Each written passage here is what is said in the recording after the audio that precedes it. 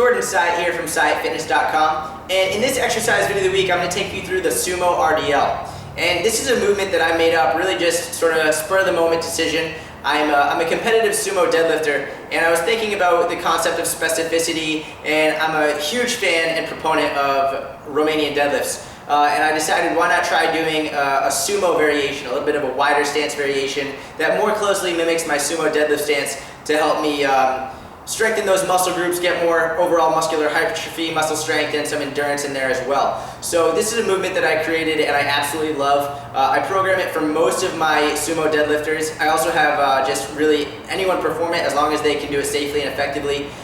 So feel free to try it, especially if you want a different stimulus for your glutes and hamstrings. It absolutely blows them up beyond belief.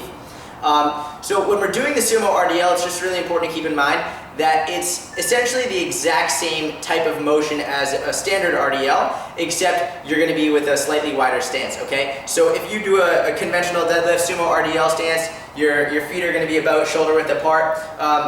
If you're doing an actual sumo deadlift, for me, for example, my feet will be right about here. But if I'm doing the RDL, I'll bring them in slightly closer. So I'll say that we'll use more of a moderate sumo deadlift stance when doing the RDL.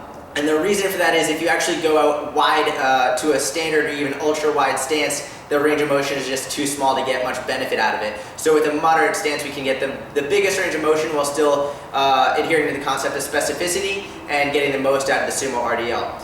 So I'm going to show you the technique right now and talk a little bit about programming when I'm done.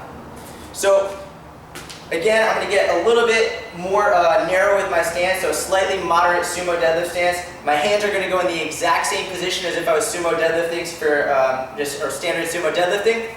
I'm going to come down, pick the weight up, and from this position I'm going to send my hips and my butt back to the wall behind me as far as I can, maintaining a slight bend in the knees, just a slight athletic bend, not too much, and then we're going to come right back up. Alright, so we're going to send our butt back to the wall behind us, far, get a huge stretch in the hamstrings, the weight slightly hovering above the ground, finish the lift.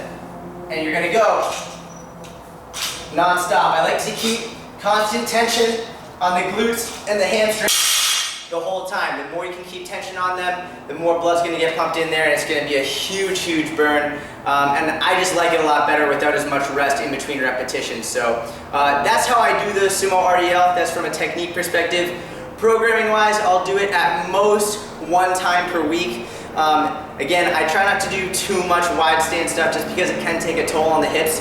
So about 1 time a week for a 3 to 4 week period, and then switch it out. Anywhere between 3 to 5 sets of 6 to 12 repetitions, the lower range for more strength work, the higher range for more hypertrophy and endurance work. So that's it. I hope you enjoyed the video, and if you have any questions or comments, leave them below.